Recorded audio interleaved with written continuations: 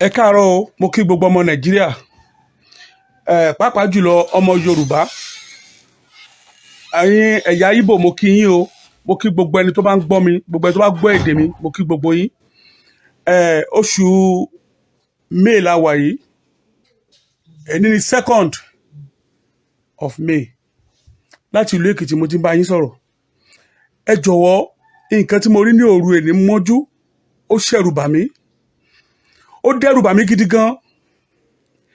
Èmi àti sísítà mi lájọ sunlé, wọ́n wá kí mi láti ọ̀dọ̀ wọn, wọ́n sùn sí yàrá ọ̀tọ̀, mi náà sùn sí yàrá ọ̀tọ̀. Nígbà tí àwa méjèèjì máa jí,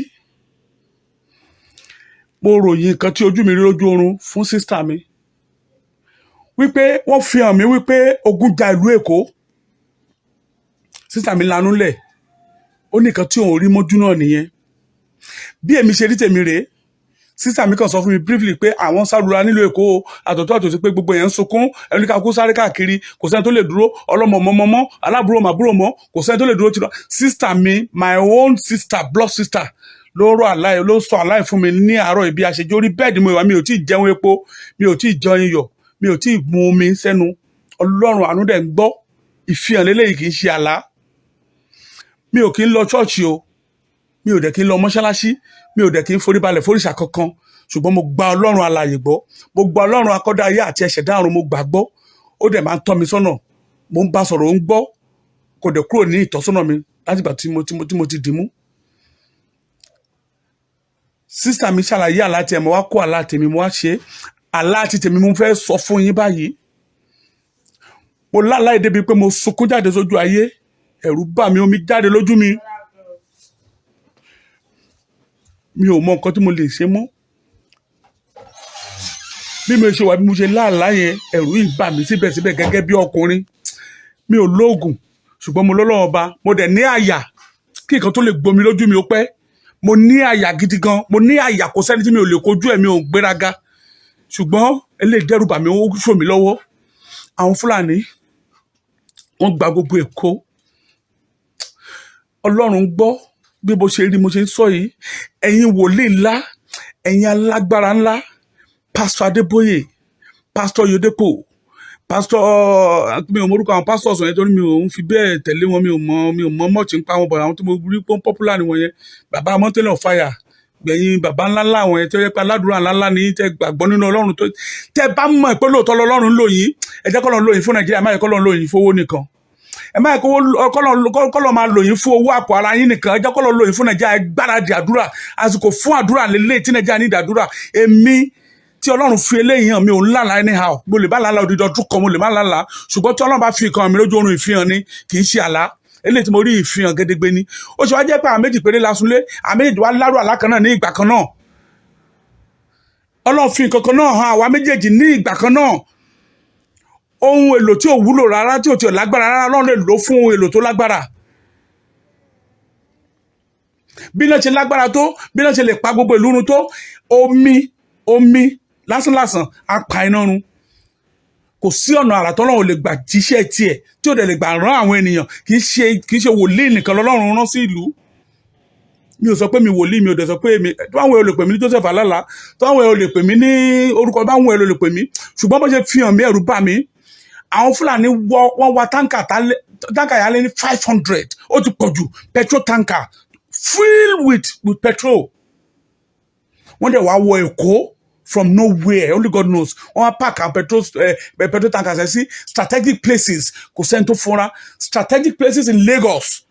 Wọ́n yí Èkó ká pẹ̀lú petrol tanker yẹn. Gbogbo àwọn ilé epo tó wà ní Èkó pátápátá, gbogbo àwọn filling station tó wà ń bẹ̀ pátápátá, wọ́n bẹ̀rẹ̀ sí í ṣí reservoir wọn, wọ́n bẹ̀rẹ̀ sí í sọ bọ́ǹbù síbẹ̀, wọ́n bẹ̀rẹ̀ sí í sọ iná síbẹ̀ sí reservoir wọn. Their strategic was well planned and they executed it perfectly and brilliantly. Mo rí ní ojú àlá yẹn. Wọ́n bẹ̀rẹ̀ sí í sọná sínú àwọn táǹkà yẹn. Wọ́n bẹ̀rẹ̀ sí í sọná sínú àwọn táǹkà yẹn. Táǹkà ń gbaná, táǹkà máa ń jó bí almost 1 kilometre. A máa jó lọ, a máa jó ilé lọ. Igbe oró mò ń gbọ́ nínú ilé, oró àtọmọdé àtàgbà. ní orúkọ Jésù. Ìwọ tó ń wo fídíò yìí, igbe oró ò ní dún nínú ilé ẹ, igbe oró ò ní jáde lẹ́nu ẹ ní orúkọ Jésù. Ogun tó ń finá jóni mọ́lé kò ní ṣẹlẹ̀ sí ìwà àtẹ̀bí ẹ nínú oṣù tí a wà yìí, nínú ọdún tí a wà yìí, títí láé àti láéláé. Wọn ò ní gbọ́ igbe oró nínú ọ̀dọ̀dẹ, wọn ò ní gbọ́ igbe oró nínú ibi tẹ́ ti wo fídíò yìí. Wọn igbe oró, igbe ẹgbàmí, ẹ bá mi gbé, kò ní jáde nínú ilé yín. Bí mo ṣe rí ní ìlú Èkó nìyẹn, kò dẹ̀ sẹ́ni tí ò lẹ́bi tí ò lára ṣèkó o. Tó bá ní kò kàn mí ṣèbí Èkó ló ti fẹ́ ṣẹlẹ̀, kì í ṣe Èkó nìkan o. Mo ti pariwo tipẹ́tipẹ́ nínú fídíò mi almost 1 year ago, 1 year plus. Mo ti ń pariwo kíní pé ogun ti wọ ìlú Nàìjíríà, ó ti wọ ìlú yẹlẹ Yorùbá, pé àwọn Fúlàní ti yí wa ká. Kó tẹ̀ tó di pé Sunday Igboho dìde rárá lèmi ti ń pariwo yìí.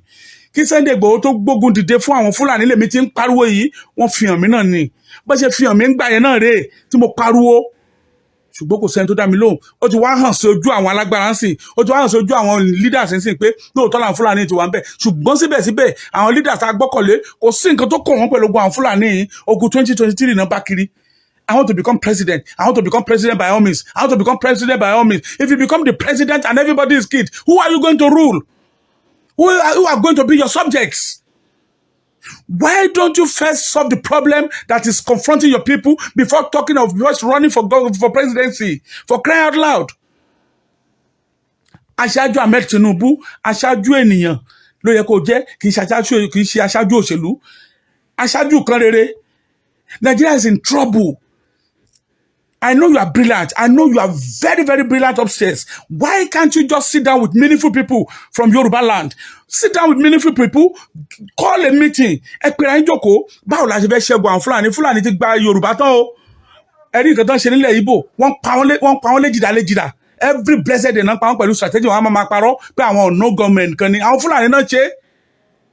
Now ilẹ̀ Yorùbá ń sìn, wọ́n ti gba gbogbo ilẹ̀ Yorùbá pátá, wọ́n ti bẹ̀rẹ̀ sí operate ni, wọ́n dẹ̀ máa bẹ̀rẹ̀ sí operate 2023 kọ́lọ̀njọ́ kó hold ni o, kọ́lọ̀njọ́ kó jẹ́ election 2023 kó hold ni o.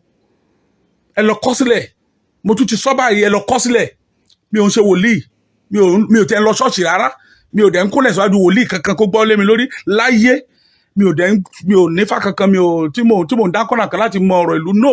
Mi ò dẹ̀ ń forí balẹ̀ foríṣà kankan, ṣùgbọ́n mo gba Ọlọ́run alààyè gbọ́.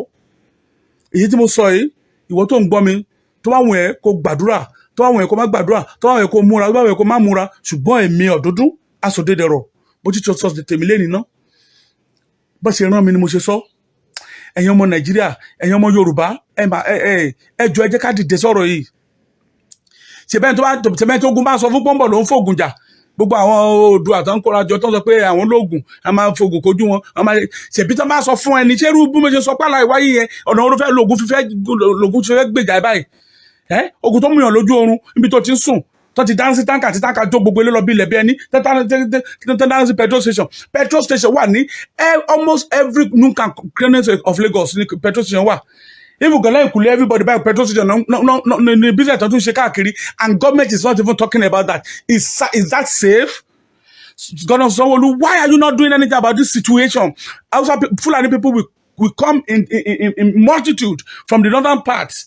Wọ́n máa kóra wọn pẹ̀lú trailer. Immediately bá ti dé Kara, tán bọ́ọ̀lù báyìí, tán ti lè wọnú àwọn inú igbó wọn yẹn, rí wọn mọ́ nìyẹn. Nobody will be able to trace them. Wọ́n gbé yẹn, wọ́n pa wọn lójoojúmọ́, wọ́n pa àwọn tó ń travel lọ sí Ìbàdàn, wọ́n pa àwọn tó ń travel láti Ìbàdàn, wọ́n pa àwọn tó ń travel lọ sí Ògbómọ̀ṣọ́. They are killing people on daily basis. Our leaders are not doing anything about it. Adẹ̀pẹ̀ yín leader, irú leader rádaràda wo ni yín? I am not there to insult anybody, I'm sorry, and I'm not here to even boo any politician. I'm not booing you, mi ò boo yín o. I'm not booing anybody, but I am just saying it as it's so painful. It is so painful that our leaders can just ignore a very clear war that is approaching our doorstep. They're not doing anything about it. So the baba ká àwọn mọ́nú yàrá tó ká àwọn mọ́lé tó wá pa gbogbo àrùn tán, tàlẹ́ wá fẹ́ rule. Ẹ̀yin gẹ́gẹ́ ṣe rò pé máa escape ni. Tọmọtọmọ yín ló máa run sí. Kì í ṣe àwọn mẹ̀kúnnù nìkan, ẹ̀yin náà máa nípìn bẹ́ẹ̀. Tó bá wù yín ẹ gbọ́, tó bá wù yín ẹ má gbà. Ṣùgbọ́n ẹ̀yin mẹ̀kúnnù tẹ́ ń jìyà, tẹ́ ń ṣiṣẹ́ jìyà, táwọn aṣáájú wọ̀nyí fìyà jẹ lórúkọ Jésù. Ogun àtẹ̀jà á yọ wá kúrò nínú ogun yìí, kò ní nípìn nínú ẹ̀, kò ní ká wa mọ́lé. Àwọn tó ń jẹ gbì, àwọn náà máa kú gbì.